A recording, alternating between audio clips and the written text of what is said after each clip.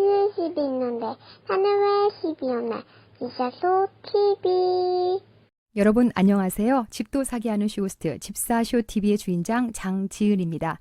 자, 오늘 저는 장지은 스픽 벌써 4번째 시간을 준비를 했습니다. 오늘의 주인공은 고덕강일 이편한 세상인데요. 여기도 많은 분들이 궁금해하고 계실 겁니다.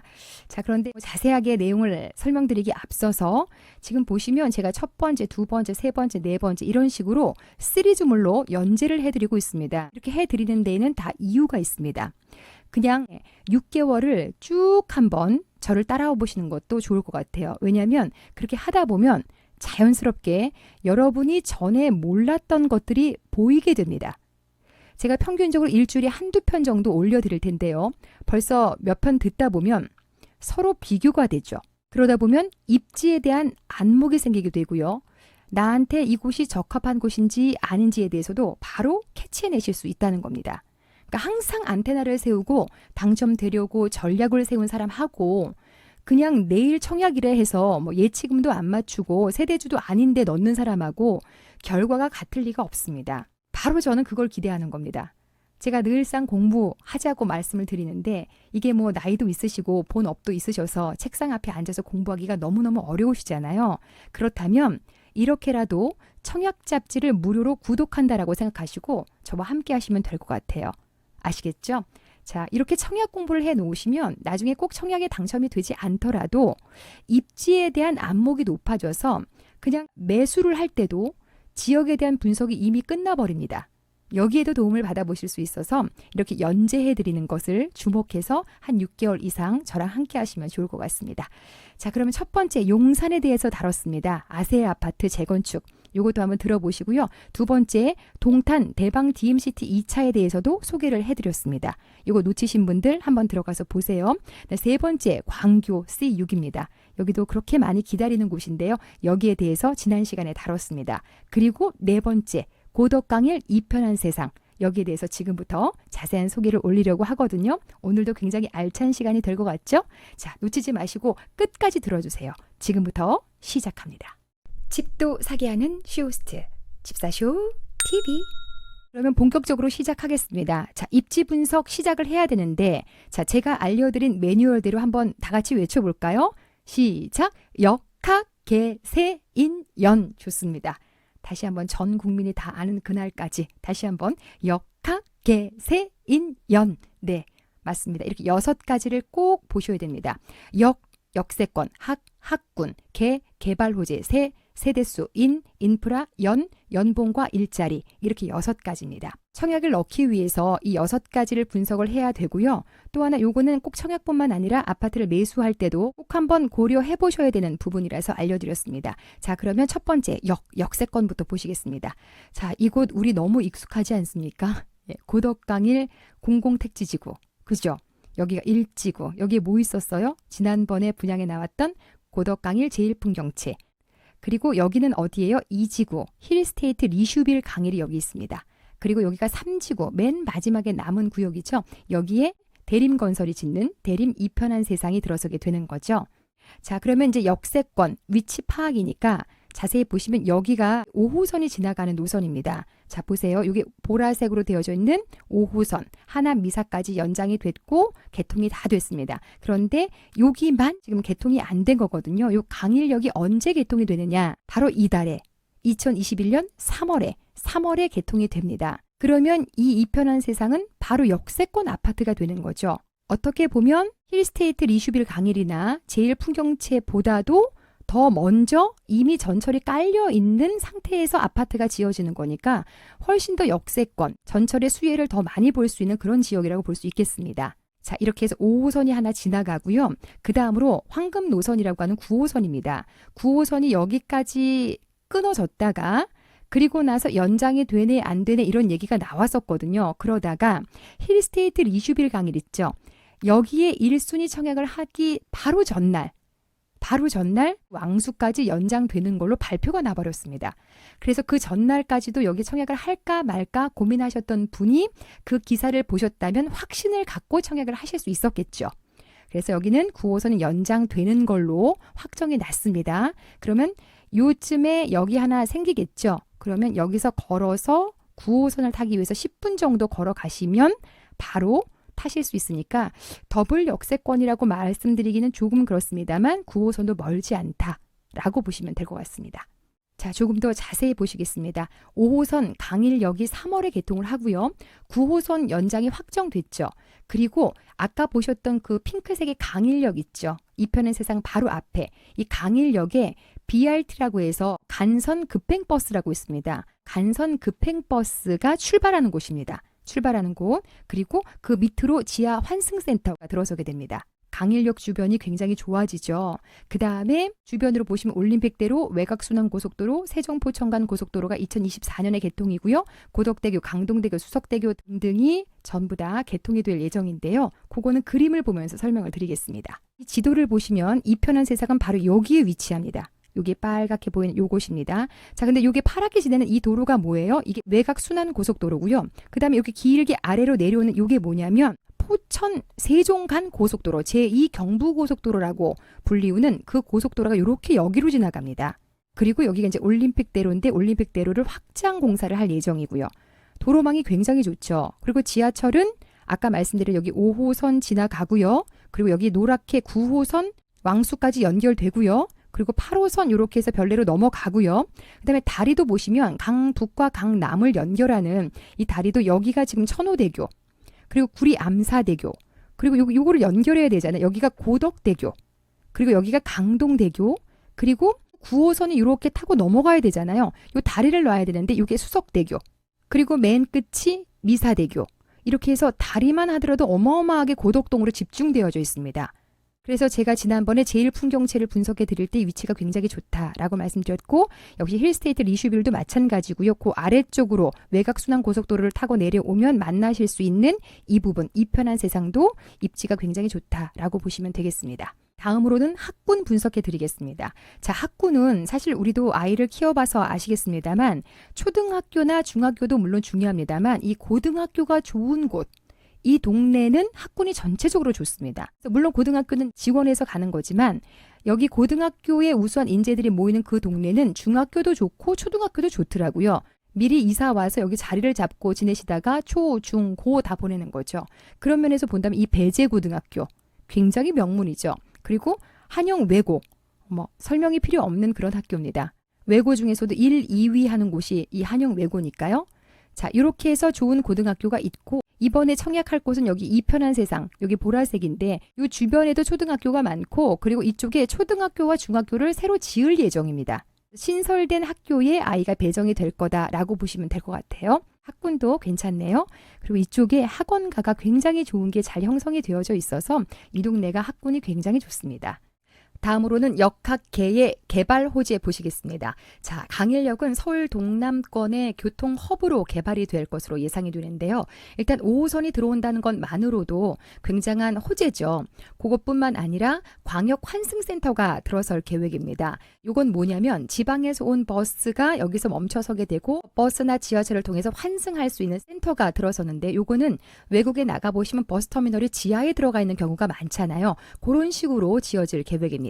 그리고 이제 다음은 BRT입니다. BRT는 간선 급행버스입니다. 일반 버스와의 차이점은 버스긴 버스인데 지하철처럼 교차로에 멈춰서는 것이 없이 정류장에만 멈출 수 있게 만든 버스 운영 시스템이 되겠습니다. 그러니까 일반 버스는 신호되기 때문에 지하철에 비해서 빠르지 않고 또 정류장 도착 시간도 맞추기가 어렵잖아요. 그런데 BRT는 그런 문제점을 극복한 시스템이라는 거죠. 자, 어떻게 운영되는지를 잠깐 보시겠습니다. 일단 BRT 버스 모습, 지금 세종시에서 운영되고 있는 모습 잠깐 보시고요. 자, 이렇게 버스 전용 차로로 버스가 달리는데 교차로에 도착하기 한 150m 전에 이 신호 체계에서 감지를 하게 됩니다. 그래서 녹색불이었다라면 녹색불을 더 길게, 또는 빨간불이었다라면 녹색불로 바로 바꿔서 이 버스가 속도를 줄이지 않고 그대로 통과할 수 있게 그렇게 만든 체계라고 보시면 되겠습니다. 굉장히 좋겠죠. 우리가 정시를 맞추기 위해서는 지하철을 탔었는데 이제는 BRT를 타셔도 된다는 거죠. 정확한 시간에 도착할 수 있게 만든 시스템이니까요. 그러면 하남, 미사, 고덕, 강일 이 주변에 사시는 분들은 아침에 강남 쪽으로 출근하실 때 굳이 자차 가지고 나와서 시간 오래 걸려서 출근할 것이 아니라 이 빠르게 BRT를 타버리시면 되는 거죠.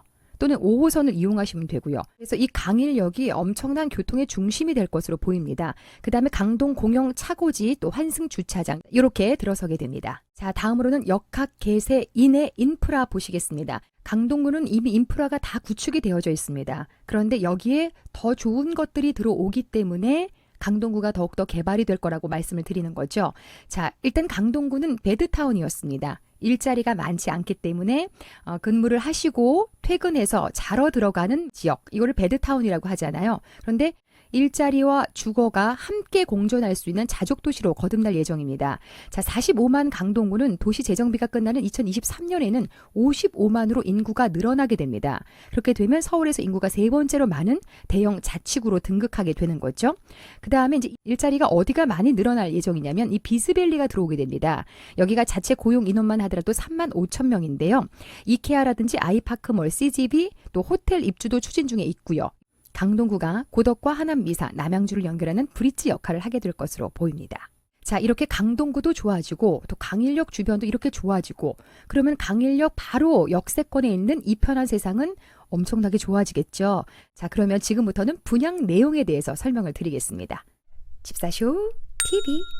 서울시 강동구 강일동 483번지 고덕강일 3지구입니다. 10블럭에 해당이 되고요. 27층까지 올리고 6개 동 593세대가 오픈됩니다.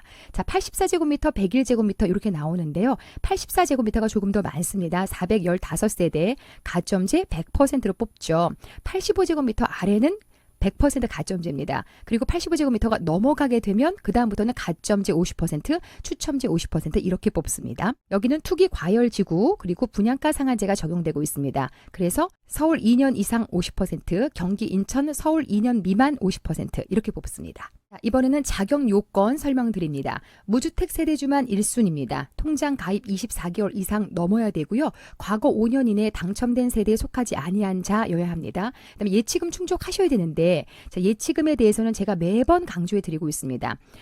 지금 고덕강일이 서울 지역이니까 84제곱미터는 300, 그다음 101제곱미터는 600 넣어놓으면 되겠구나. 이게 아닙니다. 예치금은 청약이 어디서 나오는지가 중요하지 않습니다. 내가 어디에 살고 있는지가 더 중요하다는 거죠. 내가 살고 있는 주민등록 주소지를 기준으로 해서 내가 서울에 살면 여기, 내가 기타 광역시에 살면 여기, 그리고 기타 시군에 살면 여기 이렇게 보시면 되겠고요. 그리고 85제곱미터, 101제곱미터 이렇게 하니까 요 위에 두 줄만 보시면 될 것 같습니다. 유의할 점 짚어드립니다. 여기가 세대수가 좀 적게 나왔습니다. 힐스테이트 리슈빌이나 제일풍경채보다도 좀 적게 나온 편인데요. 이러다 보니까 특공 빼고 나면 일반 분양은 굉장히 물량이 적습니다. 따라서 경쟁률이 좀 높아지겠죠. 또 고가점자들이 관심을 가지고 있는 지역입니다. 이 점 참고하시고요. 저가점자들은 특공으로 또는 추첨제 전략으로 바꿔보셔도 괜찮을 것 같습니다. 그 다음에 50% 추첨제에 1주택자들도 청약이 가능하십니다. 그리고 전월세 금지법이 시행이 되고 있죠. 입주 가능일로부터 바로 입주하셔야 됩니다. 의무 거주 기간 동안 거주하셔야 되고요. 그 기간이 지나고 나면 그때는 이제 전세 놓으실 수 있습니다. 자, 9억이 넘어갈지 아닐지 잘 모르겠네요. 중도금 대출 40% 가능할지 분양가 나오게 되면 바로 알려드리겠고요. 그다음에 전매 제한 10년입니다. 10년 동안 팔지 못한다는 거 기억하시고요. 주택담보대출은 입주 당시에 감정가가 15억 원을 넘어가게 되면 안 나옵니다. 과연 15억 원을 넘게 될지 아무도 예측할 수 없기 때문에 여기는 단정 지어서 얘기하지 않겠습니다. 언제쯤 나오나 기다리고 계시죠? 자, 지금 이게 이 편한 세상 홈페이지입니다. 보시면 2021년 5월로 예정이 되어져 있습니다. 다음으로는 예상 분양가 짚어보겠습니다. 분양가 상한제가 적용되고 있는 지역이죠. 힐스테이트 리슈빌 강일은 평당 2,240만 원, 그리고 고덕강일 제일풍경채는 평당 2,430만 원, 200만 원 더 비싸게 나왔습니다. 그러면 고덕강일 이 편한 세상은 평당 얼마에 나올까요? 자, 지금 경쟁률을 보시면 경쟁률 225대 1, 그리고 제일풍경채는 그거보다 훨씬 적은 150대 1이 나왔습니다. 요거 한번 제가 분석을 해드리면 이 내용은 정말 건설사들이 참고를 하셔야 되는 내용입니다. 마음에 들지 않으면 넣지 않는다는 얘기입니다. 이제는 내 집을 한번 마련하면 오래 살아야 되는 그런 상황이라서 처음부터 신중하게 청약을 한다는 겁니다. 자, 그렇다면 이 편한 세상에서는 구조를 잘 뽑고 분양가를 적절하게 뽑아야 흥행에 성공하실 수 있다는 얘기죠. 이 편한 세상도 청약 대기자들을 이해시킬 수 있는 범위 내에서 분양가와 평면도가 나와줘야 된다는 점은 기억을 반드시 해주시기 바랍니다. 자, 둘 다 지금 85제곱미터와 101제곱미터가 9억을 과연 넘게 될지 아닐지 여러분도 궁금하실 텐데요. 저 아시죠? 예, 제가 이 분양가 나오자마자 막 여러분께 빨리 소식을 전해드리기 위해서 조명도 들어오지 않는 지하 주차장에서 막 녹화 뜨고 하는 거 아시죠? 네, 나오자마자 빠르게 최대한 빠르게 알려드리도록 하겠습니다. 주변 시세 보시겠습니다. 요 일대가 요 도로를 중심으로 해서 이쪽이 미사 강변에 속하고요. 여기는 서울시에 속합니다. 행정구역상 서울시거든요. 자, 서울시의 시세 보시면 10억, 11억, 9억짜리도 있네요. 그런데 오히려 미사 강변 도시는 신축이라서 10억, 12억, 8억짜리도 있고요. 네, 10억 정도 이렇게 형성이 되어져 있습니다. 자, 저는 그래서 가장 가까운 곳을 비교를 하겠습니다. 풍산동에 있는 미사 강변 동원 로얄 듀크인데요. 여기에 지금 33평의 시세가 10억 5천 찍었습니다. 그리고 매물 평균이 11억 2천 정도 나와 있습니다. 그리고 또 하나 보셔야 되는 게 지금 여기인데요. 여기가 행정구역상 서울에 해당이 되죠. 그래서 가장 가까운 고덕 쪽의 아파트 하나 보시겠습니다. 고덕자입니다. 상일동 고덕자이. 여기는 33평의 경우 15억 9천까지 분양권이 실거래가 되고 있는 상황이거든요. 자, 그런데 여기까지는 올 것 같지 않고 여기는 엄연한 고덕동이고요. 여기는 강일에 해당이 되죠. 그리고 이쪽은 또 미사고요. 경기도 하남이고요. 그래서 한 중간 정도라고 보면 한 13억, 14억 요 정도 되지 않을까 싶어서 시세 차익은 분양가 나오는 거에 따라서 그걸 기준으로 계산해 보시면 되겠습니다. 이렇게 해서 5월에 입주자 모집 공고가 나올 것으로 예상이 되는 고덕강일 2편의 세상 소개해 드렸습니다. 자, 미리 준비할 게 있죠? 예, 입주자 모집 공고 나와버리면 그 뒤에 손 써도 소용없는 것들이 있습니다. 바로 예분세자입니다. 예분세자. 이것도 되게 유치하죠. 하지만 유치해야 잘 외워집니다.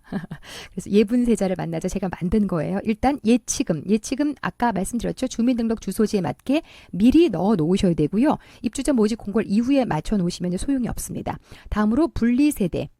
60세 미만의 부모님께서 주택을 가지고 계시면 유주택에 해당이 됩니다. 그럴 경우에는 자녀가 세대를 분리해서 나오셔야 무주택 1순위 청약 자격이 주어집니다. 다음으로 세는 세대주 변경입니다. 두 분 중에 1점이라도 높은 분이 세대주가 돼서 넣어야 됩니다. 세대주 변경. 입주자 모집 공고일 전에 하셔야 되고요. 그리고 부양가족이 한 사람당 5점이잖아요. 혹시 자녀가 뭐 학교라든지 뭐 이런 문제로 해서 다른 곳으로 주소지가 이전이 되어져 있다라면 이거 옮겨 오셔야 됩니다. 입주자 모집 공고일 전에 옮겨 오시면 되는데 30세 미만인 자녀는 이렇게 공고일 전에 옮겨 오시면 되지만 30세가 넘어간 분은요. 1년 전에 옮겨 왔었어야 됩니다. 옮겨 와서 1년 동안 같이 있어야 부양가족이 돼서 5점 가져가실 수 있다는 점 참고하시면 되겠습니다. 자, 이렇게 해서 고덕강일 2편한 세상에 대해서 전체적인 소개해드렸습니다. 여기도 굉장히 기대가 되는 곳이죠. 자, 끝나기 전에 제가 올려놓은 여러 가지 영상들 놓친 것 있으면 빠뜨리지 마시고 들어가서 한번 보셨으면 좋겠고요. 자, 오늘 내용 도움되셨다면 좋아요, 구독 한번 꾹 눌러주시고요. 저는 다음 시간에 조금 더 유익한 내용으로 찾아오도록 하겠습니다. 고맙습니다.